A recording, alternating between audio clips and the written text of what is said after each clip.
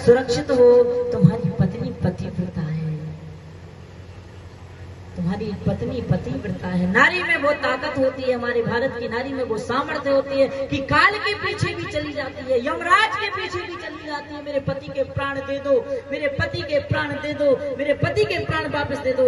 जब तक प्राण पति के वापस नहीं होंगे तब तक मैं लौट करके नहीं जाऊंगी।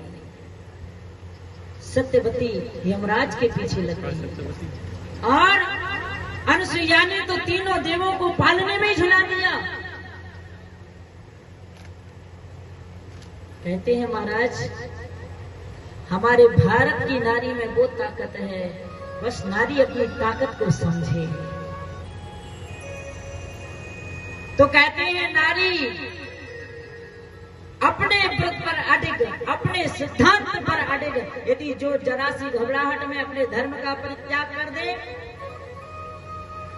उस नारी का व्रत पूर्ण नहीं माना जाता है। कहते हैं चंद्रांगद को ऊपर भेजा, चंद्रांगद लौट करके कुछ समय बहुत साल बाद आया और कहते हैं श्रीमंतनी ने उसी यमुना के किनारे पर राजा चंद्रांगद से मुलाकात हुई और पूछा, आप कौन हैं देवी, यहाँ पर क्यों विचरण कर रही हैं? तो श्रीमंतनी ने कहा, मैं महाराज नल के पुत्र इंद्रसेन के पुत्र चंद्रांगद की पत्नी श्रीमंतनी हूँ।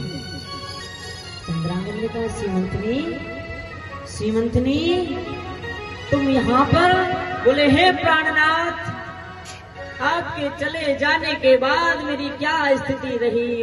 आपके वियोग में तड़पती रही, आपके वियोग में रोती रही, आपके वियोग में न घर का ठिकाना रहा न कहीं का ठिकाना रहा।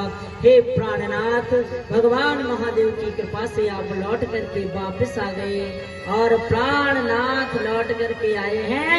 सोमवार के व्रत की महिमा के कारण श्रीमंतनी को उसका सौभाग्य पुनः प्राप्त हो गया। भगवान महादेव जो चाहें सब कुछ दे सकते हैं। अब आगे की कथा सुनाते हुए कहते हैं, ब्रह्मा जी, नारद सुनो, भगवान की माया से कोई नहीं बचा। अतिशय प्रबल भगवान की माया होती है। नारद, एक बार तुमने कहा था कि भगवान से कि मैं माया देखना चाहता हूँ। उस समय पर नारद, जब तुमने कहा भगवान मैं आपकी माया देखना चाहता हूँ, तो भगवान ने तुमको माया दिखाई थी।